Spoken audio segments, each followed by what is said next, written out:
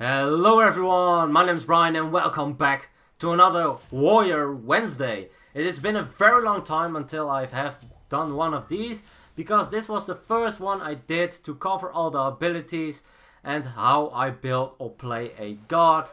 The warriors were the first to be there, as well as the mages, but the warriors were completed way quicker.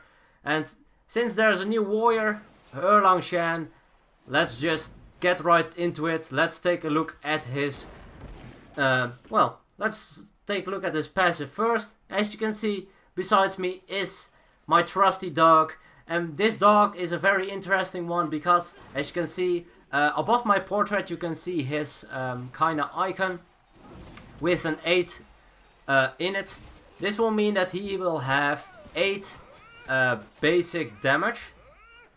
And this is the amount of damage he will do each time I do a basic attack. So as you can see here, you see the number 7 pop up. That's because the buff have protections. It is reduced a little bit. So he will do 15% of my basic damage as additional damage while I do a basic attack. So once I do a basic attack, additional damage with in the form of the dog, dealing 15%. The interesting part about this dog is that he will also apply on-hit damage effects, and he can also crit. So if you build crit, the dog can crit, but it's only for 15% of the damage value, of course.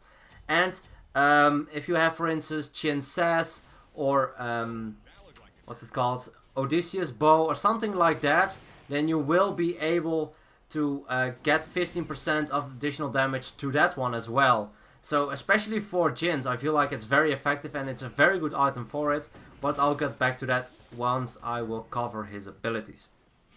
So a very good passive. Also, if you have, for instance, a Wind Demon, the Wind Demon will proc your will be procced by your dog if he's the only one that crits, for instance. You will still get the full Wind Demon effect. So that's also quite interesting.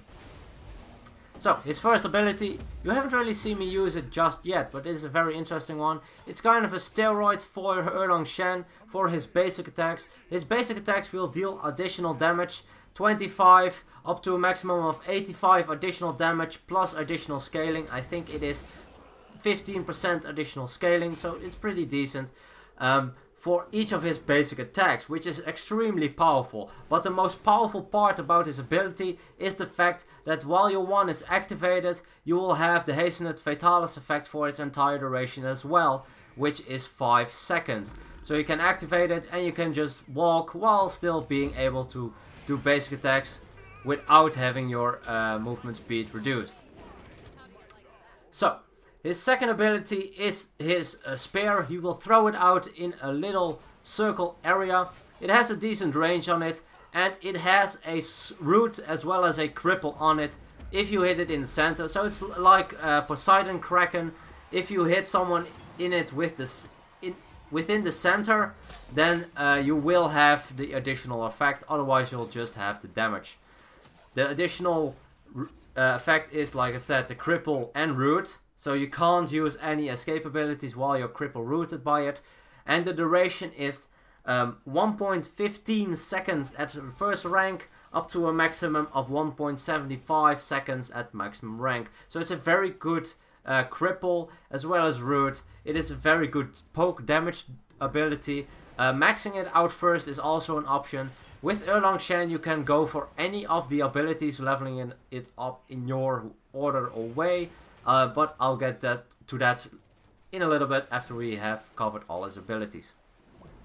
So his third ability is an interesting one. It's somewhat similar to Sun Wukong's 72 transformations, and it's also called 72 transformations. He will transform in either a minx or a turtle. Turtle being aimed at your feet and minx being aimed far away from you. The same way it works with the Sun Wukong. The Minx is an interesting one. The Minx is pretty fast. You will move through minions, damaging them as well. You will stop on the first enemy god hit though, so you can't go through a minion wave while there's a god inside it. You will stop on the enemy god. And once you're done using it, you will get a buff for 6 seconds when you use the Minx. The Minx will provide you attack speed bonus, and this attack speed bonus is 15% up to a maximum of 35%. So it's a very good additional attack speed bonus that you can get from this ability. And it also does a decent amount of damage. So his turtle form has an interesting feature to it as well. It will provide you a shield. The shield will last for 12 seconds and it will provide 70 up to a maximum of 215 health. There's no scaling on it, but still pretty good additional health shield. Can get you out of trouble. Definitely a good one. Stuck inside the Odin cage. I do need to try and dodge as much as I can. And it looks like I am able to get out, and even Kraken ultimate used. Not Kraken. Poseidon ultimate used. The Kraken. Okay, so also, in addition to the fact that he gets a shield while he's in a turtle form, he will also knock up and damage any enemies hit, being gods and minions. So it's a very good tool to kinda disengage or peel for your team, because knock up is such a good peel ability, as well as the fact that you have the shield, so it provides some additional survivability for yourself as well. You will also have more movement speed, so overall I feel like it's a very good escape mechanic, as well as an engage mechanic. Might it be the opportunity for it. Let's see, I use my ultimate here. I will go over it in a bit once we can see the outcome of the fight, and it does look like we are able to pick up both of them. Very nice. Okay, so Erlang Shen's ultimate is a very, very wide and a very decent range taunt. I feel like the range distance is even a little bit longer than the Athena taunt, and it is way, way, way wider. It is insane how many you could taunt with it. It's just a very, very potent taunt. The taunt doesn't last as long though. It's only 0.8 seconds at the first rank, up to a maximum of 1.2. So it's a very bad duration on the taunt, but it can taunt a lot of the enemies. It doesn't only taunt for the duration. Once you have taunted, you will get a damage mitigation buff to yourself for 4 seconds. This will reduce the damage you take by 10 up to a maximum of 15%. But it does not stop there. While those 4 seconds have passed, if they have passed and you have survived, you will get healed for a very, very good amount. You will get healed for 150 health, up to a maximum of 510 health, plus an additional 20% of your maximum HP. So considering you have like about 2500 health at level 20, which is definitely something that can happen and is a very decent amount, you will get 510 health if you survive your ultimate, as well as get an additional 20%, which results in more than 1000 HP heal. So it's an extremely powerful heal. The damage mitigation on it is very good as well. The taunt is decent. It can pull a lot of people, not too long, but there is definitely a good window of opportunity to engage on them while that is the case. So it is an extremely good ability. Using it while you're almost dead is probably not the best thing though, because the damage mitigation on its own will probably not save you. And the fact that you will have your healing after only 4 seconds, it is a long time to try and survive, especially if multiple people are trying to kill you. So that's definitely something you need to take into consideration. Rather use it sooner than later, because otherwise you won't get the healing out of it. That's also why it has some damage mitigation on it. Without it, it will be very difficult for you to kinda get the healing out, which is of course very potent. But once you do, you're almost at, well, you get at least, I feel like, 50% of your health back, which is definitely very, very powerful. As you can see, I also have a lot of damage. I have my Chin Says online, and Raijin is definitely underestimating the amount of damage I can do. Able to pick him up. Let's see, can we go for someone else as well? I should be able to get the Poseidon. I used my ultimate to taunt him. Oh, that was way too much damage. I took way more damage than I expected. As you can see, the Kraken as well as the Trident. Actually, the Trident did an insane amount of damage. Looks like the Poseidon is leveling his Trident as second ability. Definitely makes sense because it is a very, very potent ability to level up soon. I do that as well, so kind of makes sense. Okay, so I covered all of his abilities. Like I said earlier on, I feel like you can level every single ability and can be very effective with it. It's kind of your intent and what you want to do. If you level your 1, you want to kill someone very quickly with a very good amount of additional damage on your basics. Getting attack speed early on will make this very effective. If you level up your 2 first, you will go for that ranged poke, which is very effective, as well as the root cripple for increased duration, which is very good if you're in team fights, or if you want to peel for someone, or if you want to lock someone down, especially those gods with pesky escapes, like for instance Bastet, or any other really annoying like Susanna or Ratatoska, something like that. Excuse me. Leveling up your Minx is very effective as well. This is what I went for this game because it provides you the bigger shield. It almost triples the amount of shield health you get at maximum rank compared to the first rank. And of course it is a very good amount of additional attack speed. And if you use it in session with your 1, you will just be very quick with the attacks. And you will have the Hastened Vitalis effect. A lot of damage on this team. A lot of damage from the Abois. And maybe we can go for the Xbalanque. Nice Sanctuary will prevent it. And as you can see, the heal came out from my ultimate. And it's just an awful lot of healing. Let's go for the knock-up. Let's go for some damage. Don't really want to engage a little bit longer because everyone has returned. And as you can see, they are going to engage as quickly as they can. A lot of damage. I go into my turtle for additional movement speed, the additional shield. And the shield did save me because I have less than 215 health, which is the amount the shield gave. So it definitely saved me. Okay, so he's very potent. He is basic attack oriented. Like his 1 is a steroid, his 3 gives him additional attack speed or a shield while necessary. His 2 can help him to get close to the enemies to deal his damage, as well as you can use your 3 for it. Especially your Minx form is very good to get close to the enemy quickly and provide you the additional attack speed. So let's cover his ability, not his abilities, let's cover his build a bit. I went for the power boots because I like those the best out of all the physical boots.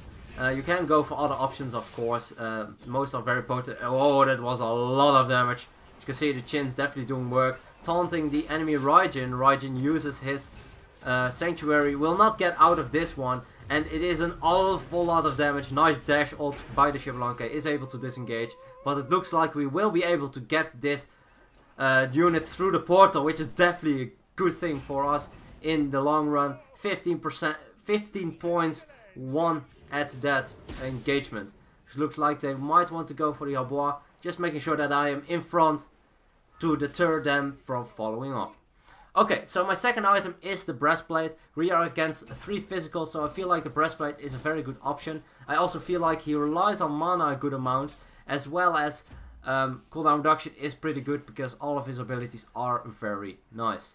Oh, also, one thing I forgot to mention, while your 1 is on cooldown, every single basic attack that you confirm will reduce its cooldown by 1 second. So if you have a lot of attack speed and for instance a Frostbound Hammer, you can use your 1, chase up to them, stay close to them, and with that Frostbound you can continue to stick to them, reduce the cooldown on your 1, and you can just continue to annoy your enemies an awful lot. And as you can see, taunt comes out. I wait for the taunt to wear off to go into the knock-up. Knock-up followed up by the Bacchus is enough to finish off the Bastet. And it looks like this will be a disengagement. Nice sprint popped by the enemies, and they will be disengaging. I will be making sure that I at least try to peel for the Habois. Was in kind of an awkward situation. Looks like he's in probably more of an awkward situation, but let's deal the damage. The ultimate comes out. I don't want to engage with that anymore. Going for the knock-up, the cheeky knock-up on the Poseidon while I am retreating. Additional damage.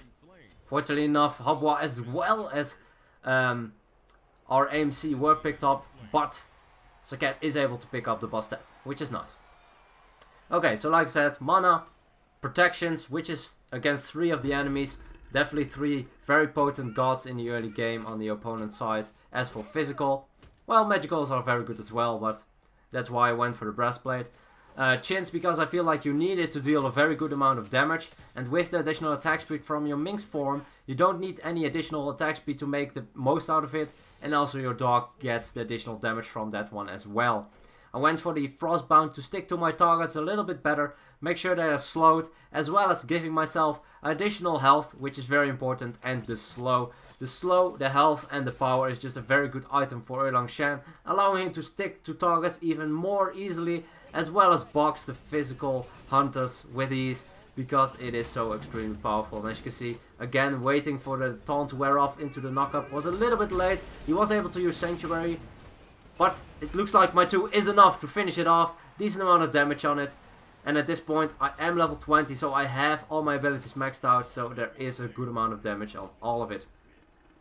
My 5th item is to deal with those magicals. They are dealing an awful lot of damage to me as well as my team. Raijin and Poseidon, just a very high burst. And with the Bulwark of Hope, I can deter a lot of that because I get the shield at the 30% health mark, which is very potent. Also, if I get CC'd, they don't have an awful lot of CCs. It is reduced by a little bit. So not the main reason, but the additional health will also help out a lot for my ult. That's also one of the reasons why the Frostbound Hammer is a very, very potent tool. As you can see, I'm kind of in a pickle. Looks like I need to disengage as much as I can. I have not enough damage. I'm able to get out. The Sanctuary, I waited very long with it because I wanted to use it when they used the most damage, and I think I did because I was able to get out. My team wasn't able to pick up anyone, unfortunately, and the Habor was picked up in the end, but I did survive, which is good because I was inside the ult for a long time, and also I didn't have to use my shell, which is very important, which might help us in the next engagement. My final item will be the Executioner. I feel like I want a little bit more attack speed and a little bit of penetration. There's literally no penetration in my build just yet. So with Executioner, this will allow me to deal a lot of damage to anyone that might have physical protections or just the base physical protections they have, which are pretty potent at the maximum level. So this will definitely work out great. As you can see, the dog also does 30 damage for each of my basics, which is definitely not bad. But I feel like you need some protections as Erlang Shen. If you go for full damage, you will have difficulties getting close to the enemy.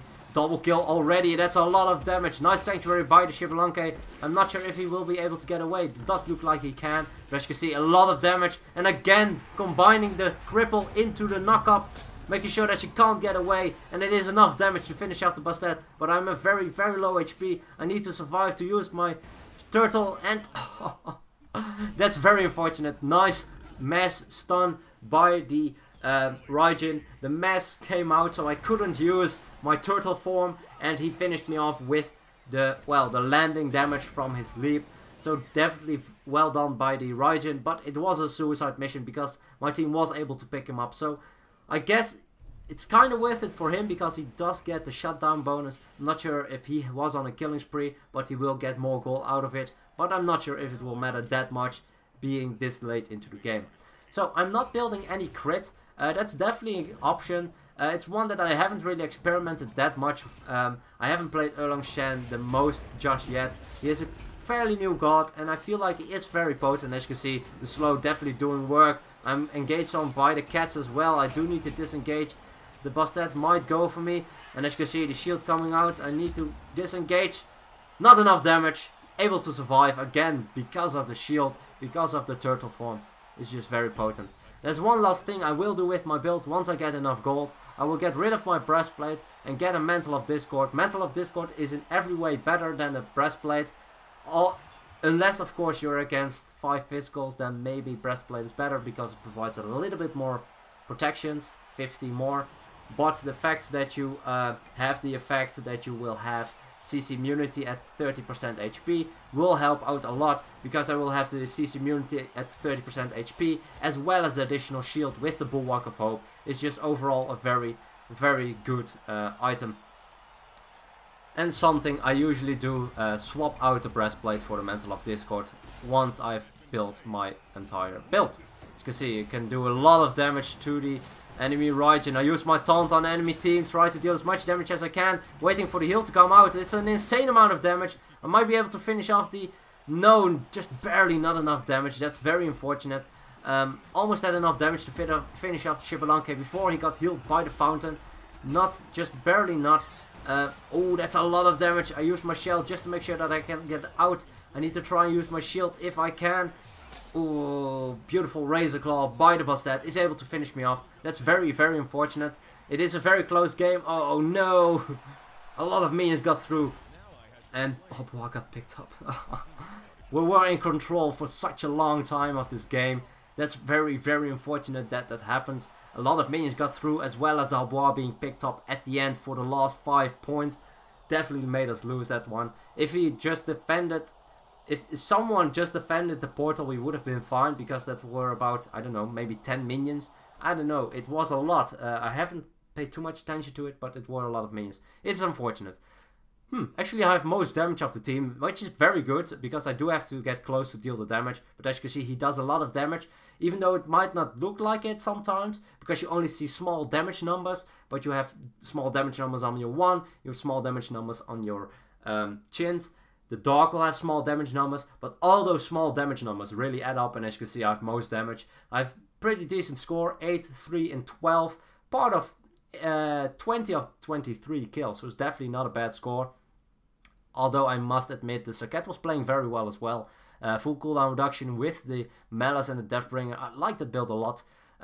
Not sure why she finished off with an additional 15% cooldown reduction, but I guess that's fine. Hopwa definitely had a rough time. He probably should not have went for the Blink, because he was stuck in the Odin cage a lot. You want to make sure that you have, if you're Hopwa in this situation, have the Phantom as well as the Sanctuary. Because with that you can just walk out of the cage at one of the ultimate once every single time he ults you, and the other time you can well time your Sanctuary to get rid of almost all the damage, and you will be fine. Blink, probably not the best one. It was the old school get out of the Odin cage, but you can't be in combat for it. Makes it very difficult. So, little recap on Erlang Shen. Steroid on his 1. For 5 seconds, additional damage, hastened Vitalis effect. Once it's on cooldown, you will reset its cooldown by 1 second for each basic you hit, so you will have it up a lot of the times if you continue to fight. His 2 has a cripple root on it and has a decent range. Only the center in the middle will have that effect, but the damage will be on its entire range. His 3rd ability is a Minx or a Turtle, depending on where you aim. Far away Minx will provide you for 6 seconds a 35% attack speed at maximum rank. And the Turtle will knock up enemies, provide you a shield for 250 health if you aim close to yourself. There's no real way to kind of screw that one up, because sometimes when you play Sun Wukong, it's kind of difficult to get one in the middle quickly. But with this one, it's just aim far away or aim close and you should be fine. And his final ability is Ultimate. 4 seconds of damage mitigation, 10 to 15%. Taunts for 0.8 to a maximum of 1.2 seconds, which is not a lot, but it's decent. And the heal after 4 seconds for an insane amount. Definitely good to get some health items, get some defense items. Chin's definitely a must on the Erlang Shen. Definitely. I feel like it's a very good guard, but you really need to pick your fights, because he's not someone that can continuously engage, continuously fight. If you build a lot of defenses, he can fight for a longer time, and of course his ultimate is still very potent, so that is an option, but you definitely need more defense than I had. Get rid of the Executioner, maybe get rid of the Frostbound for more protections. I guess it's your call, but the Chins is definitely something I recommend on him. So, I hope you guys enjoyed the one, I hope you guys learned something, and for the next Warrior Wednesday, well, we'll have to wait for Hi-Res to make another Warrior. But as for now, the Warrior Wednesday series is again over. So, I hope you guys enjoyed this one. And as always, good luck, have fun, and I'll see you guys in the next one.